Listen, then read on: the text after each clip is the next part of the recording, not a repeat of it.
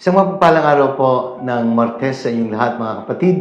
Araw ng Martes kung kaya't araw ng debosyon kay San Antonio ng Padua at Martes sa loob ng ikalawang linggo sa panahon ng Adbyento. At dahil ngayon po ay December 12, pinagdiriwang po ang paggunita sa Mahal na Birhen ng Guadalupe. Kaya maligayang kapistahan po sa mga parokya sa ilalim pangangalaga ng Mahal na Birhen ng Guadalupe sa ating Diocesan Shrine of Our Lady of Guadalupe in Pagsanghan, Laguna. Sa lahat po ng mga parishioners, maligayang kapistahan po. At siyempre po, sa minamahal na rektor ng Dambana ng Mahal na Birhen ng Guadalupe sa Pagsanghan, Father Rene Oliver, maligayang kapistahan sa iyo. Pagbati po sa mga viewers, mga supporters, and all the followers of our daily gospel reflection. Pagbati din sa mga deboto ni San Antonio ng Padua, sa lahat po ng mga benefactors na walang sawang nagpapaabot ng tulong sa amin sa pangailangan po ng pambansang dambana ni San Antonio ng Padua. Hindi po sapat ang salitang pasasalamat, kaya't kami po ay nananalangin din para sa inyo. Patuloy nating ipagdasal ang isa't isa. At welcome po sa ating daily gospel reflection. Sama-sama po nating pagnilayan ang mga salita ng Diyos mula sa mabuting balita sa araw na ito.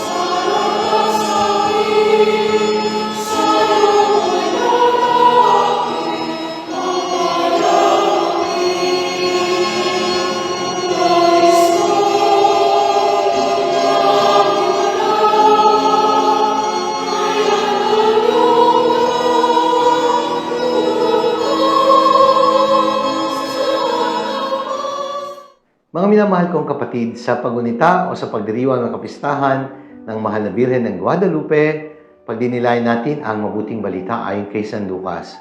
Mula po ito sa unang kabanata, mga talata 26 hanggang 38. Pareho din po ng Ebanghelyo noong December 8 sa kapistahan ng Immaculate Conception. At ito po yung kwento tungkol sa Annunciation, ang pagbabalita ng Anghel Gabriel sa Mahal na Birheng Maria tungkol sa kanyang paglilihi sa kapangyarihan ng Espiritu Santo. Ang title po na ibinigay ko sa ating pagdinilay ay nagsasabing, A Blessing in Disguise. Malimit po nating madinig ang mga katagang blessing in disguise. Ano po ba yung blessing in disguise? Yung bang akala mo problema, yung pala blessing pala. Yung bang bagay na ayaw mo mangyari, iniiwasan mo, pero nangyari pa rin. Sa simula, malungkot ka, and eventually, you realize, hindi pala problema, blessing pala. Sapagkat yun pala yung magdadala sa iyo sa tagumpay. At yun pala yung magiging sagot sa iyong suliranin at tanong na hindi mo masagot. Pero dahil sa isang pangyayari na hindi mo inaasahan, nabigyan ng kasagutan, nabigyan ng solusyon ang iyong tanong at problema. Ang tawag doon, blessing in disguise. For the Blessed Virgin Mary, the message of the angel is a blessing, but of course, very much a blessing in disguise. Why? Because it is putting or placing Mary in a very difficult situation. Bakit? Sabi ng anghel, maglilihi ka, lalang ng Espiritu Santo, at ang ipanganganak mo ay tatawaging anak ng Diyos. Hindi pa nga ho siya nasisipingan ni San Jose. Sabi nga, paano mangyayari ito ngayon? Ako isang dalaga. O di ba? Ang hirap. It is actually placing Mary in a very complicated and difficult situation. Mahirap, pero blessing. Culturally, socially, religiously, and personally, ay talaga namang mahirap maunawaan. Kailangan magtiwala si Maria sa pagkilos ng Diyos sa mga masalimuot na pananalita at mahirap na sitwasyon. Kailangan niyang tumugon kahit hindi niya lubos na naunawaan. At yun na ang nangyari. Even if God put Mary in a difficult situation, Mary was still able to say yes to to the will of God. Behold, the maidservant of the Lord, be it done to me according to your word. Sa buhay natin, there can be turning points where we can experience an invitation to embrace something that is not easy. To embrace a situation and an experience that is difficult.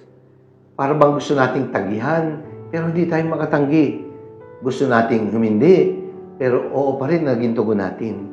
Something which disturbs our plans, our personal dreams, and even our plans for the future, for ourselves and for our loved ones. Kaya nga, blessing in disguise. It is a kind of blessing that requires, first of all, the gift of discernment. Pagtitimbang, pagbubulay-bulay, pagninilay. Kaya ang sabi sa Ebanghelyo, pinag-isipang ni Mariang mabuti ang kahulugan ng pagbati ng anghel. Kaya hindi po siya padalos-dalos, nag-isip, nagbulay-bulay, nagdasal, nagnilay. Hindi man lubos na naunawaan, pero dahil ito ang plano ng Diyos at naniniwala si Maria na may plano ang Diyos, nagawa niyang magtiwala at tumugon. Ako'y alipin ng Panginoon, maganap nawa sa akin ayon sa iyong sinabi. Mary knew that she was free to say yes or no. She pondered the invitation in her heart. And as she was pondering the later events in the life of her son, doon na unawaan ni Maria ang lahat. Ang pagtugon ni Mama Mary ay hindi lang natapos sa Annunciation. Ito po ay nagpatuloy-tuloy hanggang sa huling sandali ng kanyang buhay. Pangalawa, it is a blessing that requires obedience. Biyaya. Hindi madali ang sitwasyon, pero kailangan tumugon ng oo. Obedience is better than sacrifice. It requires a lot of intellectual mortification for us to be able to submit our will to the will of God. Kasi nga, hindi lahat ng alam natin ang siyang solusyon sa mahirap na sitwasyon. Hindi lahat kailangan maunawaan para masabi natin ito ang plano ng Diyos. Because God really works in mysterious ways. Hindi man natin naunawa ang lubos, pero nagagawa nating tumugon dahil sa biyaya ng pagsunod at ng pagtitiwala sa Diyos. God's great actions are usually preceded by simple acts of obedience. Sabi nga, obey first before you complain. All her life, the Blessed Mother never said no to God. Sapagkat ang buong kwento ng kanyang buhay ay isang kwento ng pagsunod sa diwa ng kababaan ng loob. From her conception to her glorious assumption, from the incarnation of her Son to His glorious ascension into heaven, from the Annunciation to the crucifixion and death of Jesus, from the manger to the tomb, Mary remained faithful to God.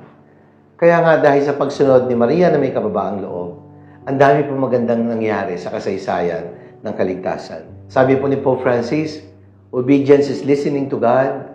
It is having an open heart to follow the path that God points out to us.